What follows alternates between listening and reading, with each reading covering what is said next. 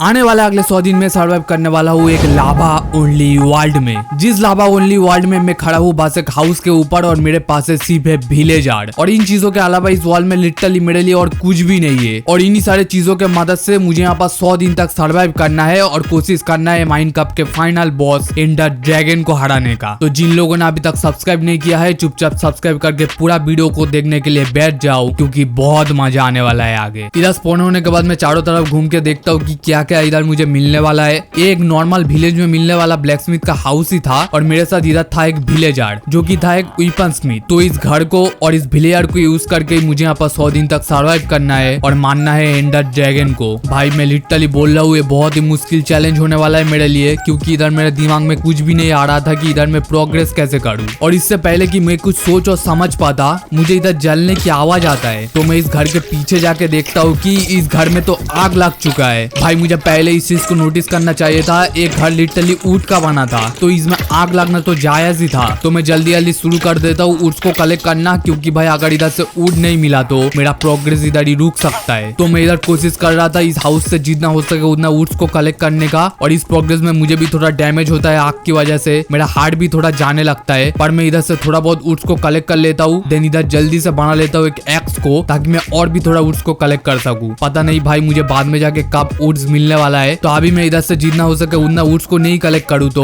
बाद में जाके मुझे मुश्किल हो सकता था। और मैं इधर से लगभग सारे वुडन लॉक्स को कलेक्ट कर लेता हूँ टाइम से पहले। और अभी ये घर का हालत कुछ ऐसा दिख रहा था। भाई लिटरली इस आग ने कंगाल कर दिया इस विलेजर को। कोई नहीं मैं बाद में जाके इसके लिए एक हाउस को बिल्ड करने वाला हूँ। पहले मैं इधर जाके एक पिकेक्स को बना लेता हूँ देन कलेक्ट कर लेता हूँ इधर से थोड़ा बहुत कॉबलस्टोन को। मतलब अभी इस विलेजर का हाउस डिस्ट्रॉय हो चुका है और अभी मैं लग चुका हूँ इसको और भी थोड़ा कंगाल करने के काम में। उसके बाद मैं इधर से और थोड़ा कॉबलस्टोन को कलेक्ट करके इस विलेजर को एक सेफ जगह में रख देता हूँ और इधर ये हो जाता है मेरा पहला दिन खत्म। पर इधर मेरे पास कोई बेड तो था नहीं तो मैं नाइट को स्किप नहीं कर सकता। देन इधर मुझे नोटिस होता है एक चेस्ट। ऐसे भी ब्लैकस्मिथ के हाउस में चेस्ट होता ही है तो मैं इस चेस्ट को ओपन करता हूँ और इधर से मुझे लिटरली इतना सारा सामान मिलता है। Oak sapling, obsidian, iron pickaxe, water bucket, literally बहुत ही सारा सामान मिलता है मुझे इधर से। और अभी ये वाटर बकेट मिलने के बाद मुझे समझ में आता है अगर मैं पहले इस चेस्ट को ओपन करता तो शायद से मैं इस हाउस को जलने से बचा सकता था। पर अभी ये चीज हो चुका है तो इसका कोई रिग्रेट करके फायदा है नहीं। तो मैं लग जाता हूँ इस हाउस को पूरी तरीके से डिस्ट्रॉय करने के काम में। नहीं इसमें मुझे मजा नहीं आ रहा था, बस मुझे अपना काम करने के लिए जगह की जरूरत थी। तो मैं इस हाउस को पूरी तरीके से डिस्ट्रॉय करता हूँ जिससे मुझे इधर से एक फ्लैट जगह मिल जाता है। और मैंने इधर जितने भी कॉबलस्टोन को कलेक्ट किया था उससे मैं बहुत सारे स्लैब्स को बनाता हूँ और लग जाता हूँ अपने एरिया को और भी थोड़ा बढ़ाने के काम में। और इधर मैं इन सारी चीजों को कर ही रहा था अचानक से मैं एक स्लैब को नीचे लगा देता हूँ जिसकी वजह से मेरे ऊपर भी आग लग जाता है। ऐसे तो मैं वाटर बकेट की मदद से आग को बुझा देता हूँ पर इधर मैं बच चुका था 1.5 हार्ट में। बस इस चेस्ट के अंदर मुझे कुछ एप्पल्स मिल चुके थे जिसको खाकर मैं अपने हार्ट को थोड़ा बहुत वापस तो लेके आता हूँ। पर फिर से मैं अपने बेस को एक्सपेंड करने के काम को नहीं करने वाला। उल्टा मैं इधर सोचता हूँ कि मैं और भी थोड़ा कॉबलस्टोन को कलेक्ट करूँ जिससे मैं और थोड़ा काम कर सकूँ। और इधर कुछ कॉबलस्टोन को माइन करने के बाद मुझे नीचे दिखता है डार्ट्स। मतलब शायद से लावा लेयर के नीचे वाला लेयर डार्ट लेयर होने वाला है जो कि देखा है तो बहुत ही अच्छी बात है मेरे लिए क्योंकि इधर से मुझे फाइनली डार्ट मिल चुका है। और डार्ट मिलने की वजह से सबसे अच्छा काम जो होने वाला है मैं इधर प्लान कर सकता हूँ अपने ओक सैपलिंग्स को। और ये सारे काम होने के बाद मैं इधर बना लेता हूँ अपने कॉबलस्टोन फार्म को और लग जाता हूँ इधर से बहुत सारे कॉबलस्टोन कलेक्ट करने के काम में। और अभी मेरे पास बहुत सारे कॉबलस्टोन का ब्लॉक आ चुका था, स्लैब्स नहीं। तो मैं फिर से थोड़ा बहुत सांस जुटाकर लग जाता हूँ अपने बेस को पूरी तरीके से बनाने के काम में। और भगवान की कृपा से इस बार मेरे ऊपर कोई भी आग नहीं लगता तो मैं इसको पूरा करता हूँ। देन लग जाता हूँ अपने ओक सैपलिंग को फिर से रिप्लांट करने के काम में। देन मैं इधर से बना लेता हूँ एक एरिया जहाँ पर मैं बनाने वाला था अनलिमिटेड वाटर सोर्स को, जिसके लिए सबसे पहले मैं इस आइस को तोड़ता हूँ पर इससे कुछ भी नहीं होता। तो मैं इधर वाटर की मदद से और बोन मिल की मदद से इस सोर्स को बनाता हूँ। देन मैं इधर बहुत सारे पिकेक्सेस को बनाकर बहुत सारे कॉबलस्टोन को कलेक्ट करने के काम में लग जाता हूँ क्योंकि अभी मैं बनाने वाला था एक मॉब फार्म को। पर इधर से कॉबलस्टोन तो मुझे मिल ही रहा था पर अचानक मुझे दिखता है कि मेरा ट्री फार्म में आग लग चुका है। लिटरली ये लावा ओनली वर्ल्ड मेरे लिए बहुत ही ज्यादा खतरनाक साबित हो रहा है क्योंकि इधर प्रोग्रेस बनाना बहुत ही मुश्किल हो रहा था मेरे लिए सिर्फ आग लगने की वजह से। ऐसे तो मैं जल्दी जल्दी थोड़ा बहुत ऊट्स को कलेक्ट कर लेता हूँ, थोड़ा बहुत सैपलिंग्स को भी कलेक्ट कर ही लेता हूँ पर बिल्कुल भी इनफ नहीं होता मेरा मॉब फार्म के लिए क्योंकि इधर में मुझे बहुत सारे ट्रैपडोर्स की जरूरत था। तो मैं अगला कुछ दिन अपने ट्री फार्म में बिताता हूँ जितना हो सके उतना ऊट्स को कलेक्ट करने के काम में। देन इससे मैं बना लेता हूँ मेरे लिए इनफ ट्रैपडोर्स को और लग जाता हूँ अपने मॉब फार्म के ऊपर। सबसे पहले तो मैं अपने मॉब फार्म के लिए एक एरिया को बनाता हूँ। देन मैं अपने बेस के चारों तरफ भी एक वॉल को लगा देता हूँ एंड उसके बाद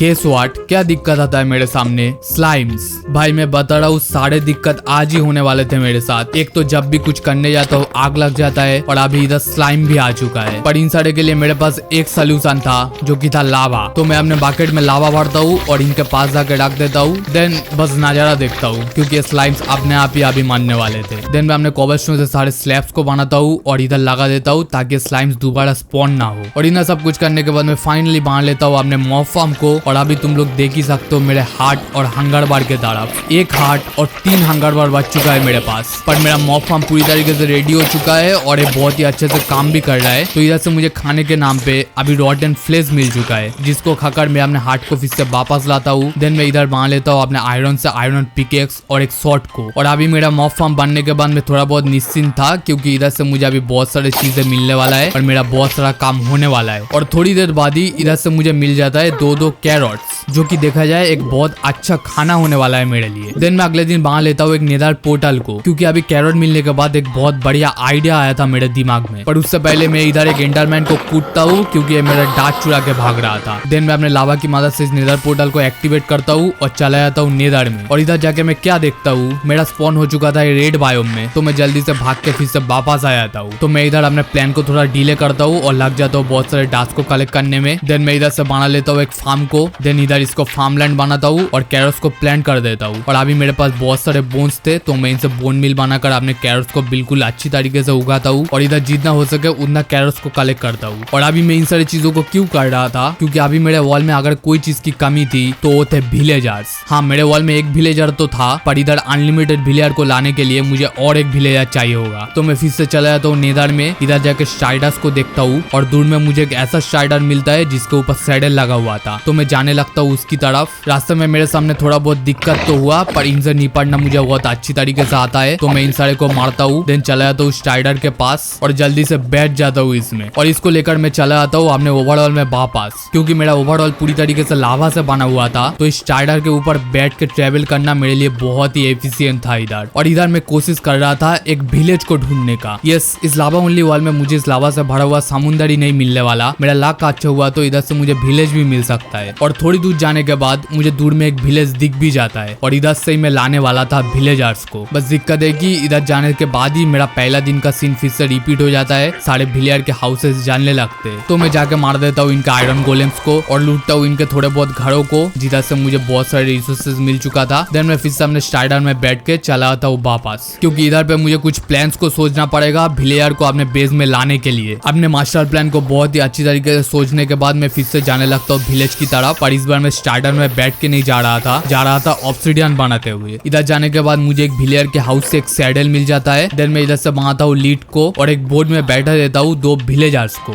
देन मैं इधर एक हॉर्स को टेम करता हूँ और गेस व्हाट अभी क्या होने वाला है। मैं देखता हूँ कि मेरा ऑब्सिडियन प्लेटफॉर्म में फिर से बहुत सारे स्लाइम स्पॉन हो चुके थे। पहले तो मैं सोचता हूँ कि लावा की मदद से मैं फिर से इन सबको मार दूंगा पर मैं इधर जितने भी स्लाइम्स को मार रहा था ये लोग फिर से कहीं से उग जा रहे थे। तो इन सारी चीजों से फ्रस्ट्रेट होकर मैं क्या करता हूँ अपने विलेजर के बोर्ड में लीड को लगाता हूँ और इनको घसीटते हुए अपने बेस पर लेके आता हूँ। देन मैं पहले तो इनको एक एरिया में बंद कर देता हूँ फिर से चला जाता हूँ विलेज में और जाके सारे बेड्स को चुरा के लेके आ जाता हूँ क्योंकि इनको ब्रीडिंग करवाने के लिए मुझे बेड्स की भी जरूरत पड़ेगी। तो मैं विलेज से सारे बेड्स को चुरा कर अपने बेस में लगा देता हूँ। देन इन विलेजर्स को रिलीज करता हूँ और जाके चुपचाप अपने बेस में घुस जाते हैं। और अभी बस मुझे कुछ नहीं करना है, इनको बहुत सारा ब्रीडिंग करवाना है जिससे कि यहाँ पर अनलिमिटेड विलेजर आ सके। सबसे पहले तो मैं एक विलेजर को फार्मर बनाता हूँ क्योंकि ये मुझे ब्रेड्स दे सकता था। तो मैं इससे बहुत सारे ट्रेडिंग करता हूँ ब्रेड्स का, खुद भी खाता हूँ और इन लोगों को भी देता हूँ। देन मैं इधर से बहुत सारे क्रॉप्स को भी उगा रहा था। मतलब मैं इधर पूरी कोशिश कर रहा था कि इनको जितना हो सके उतना ब्रीडिंग करवाने का। पर इनको सिर्फ ब्रीडिंग करवाने से मेरा काम नहीं चलेगा, इनसे मुझे ट्रेडिंग भी करना पड़ेगा। तो मैं जाता हूँ नेदर में, इधर से थोड़ा बहुत ग्रेवल्स को तोड़ता हूँ ताकि इससे मुझे फ्लिंट मिल सके और मैं इधर से बना सकूँ कुछ फ्लेचिंग टेबल को। तो मैं इधर कुछ विलेजर को फ्लेचर का जॉब दे देता हूँ और अगले दिन मैं निकल जाता हूँ अपने स्ट्राइडर में बैठ के और भी थोड़ा विलेज को फाइंड करने के काम में। क्योंकि अभी मेरे सामने जो सबसे बड़ा दिक्कत था वो था मेरा एन्चेंटिंग सेटअप का दिक्कत। ऐसे तो मुझे अपने विलेज से सारे इक्विपमेंट मिलने वाला है पर उनमें एन्चेंटमेंट डालने के लिए मुझे चाहिए होगा एन्चेंटिंग टेबल, जिसके लिए मुझे चाहिए होगा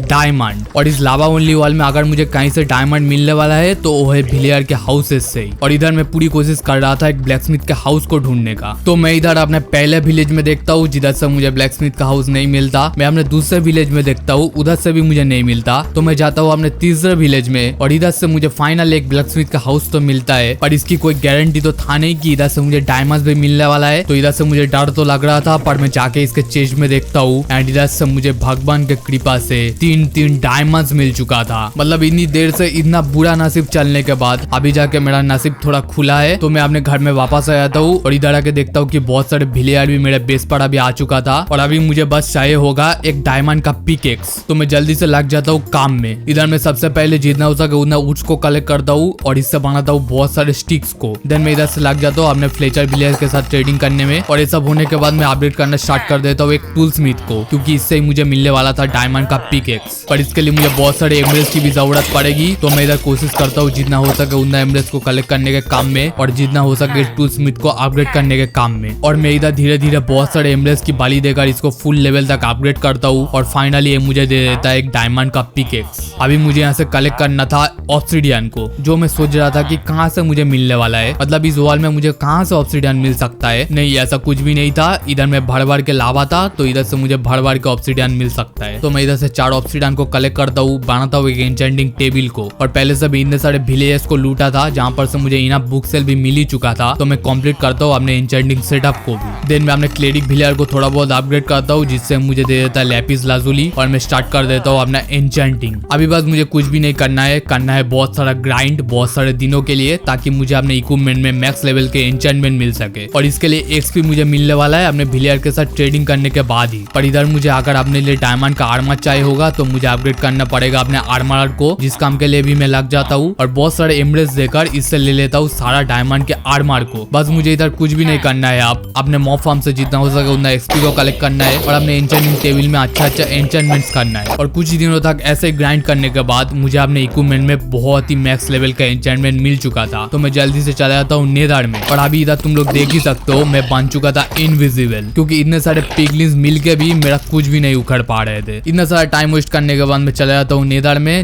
और जाके मारने लगता हूँ बहुत सारे ब्लेजेस को। मेरे स्वॉर्ड में था लूटिंग 3, तो मुझे ब्लेजर को कलेक्ट करने में कोई भी दिक्कत नहीं होता। पर इधर मुझे और एक चीज की जरूरत था जो कि था एंडर पल्स। पर फिर से मेरे स्वॉर्ड में था लूटिंग 3, तो मुझे एंडर पल्स को भी कलेक्ट करने में कोई भी दिक्कत नहीं होता। इधर मैं अपने लिए एफिशिएंट एंडर पल्स को कलेक्ट करता हूँ। देन अपने बेस पर वापस आकर स्ट्राइडर में बैठ के चला जाता हूँ स्ट्रॉन्ग होल्ड के लिए। और इधर लावा ओनली वॉल में ऐसे फ्लाइंग स्ट्रॉन्ग होल्ड मुझे मिलने वाला है। और इधर स्ट्रॉन्ग होल्ड मुझे अपने आप ही एक वाटर एलिवेटर दे देता है। तो मैं इसमें बैठ के चला जाता हूँ ऊपर और जाके सीधा लगा देता हूँ सारे आइस ऑफ बेंडर्स को और एक्टिवेट कर देता हूँ अपने एंड पोर्टल को। एंड में कूदने के बाद मुझे सबसे पहले सारे क्रिस्टल को फोड़ना था। देन मुझे मारना स्टार्ट करना था एंडर ड्रैगन को। तो ऐसे ये फाइट कुछ दिनों तक चलता है। मैं एंडर ड्रैगन को बहुत ज्यादा डैमेज देता हूँ, ये भी मुझे मारने की कोशिश करता है, पर एंडर पल की वजह से मैं हर बार बच जा रहा था। और फाइनली ऐसे ही करते करते मैं डिफीट कर देता हूँ एंडर ड्रैगन को। विक्ट्री के सिंबल के हिसाब से मैं इधर लेता हूँ एंडर ड्रैगन के एको और चला आता हूँ वर्ल्ड में वापस। और इधर ही होता है मेरा 100 डेज खत्म। वीडियो अच्छा लगा तो वीडियो को लाइक कर देना, चैनल को सब्सक्राइब कर देना। मिलता हूँ मैं तुम लोगों से नेक्स्ट वीडियो में, तब तक के लिए बाय।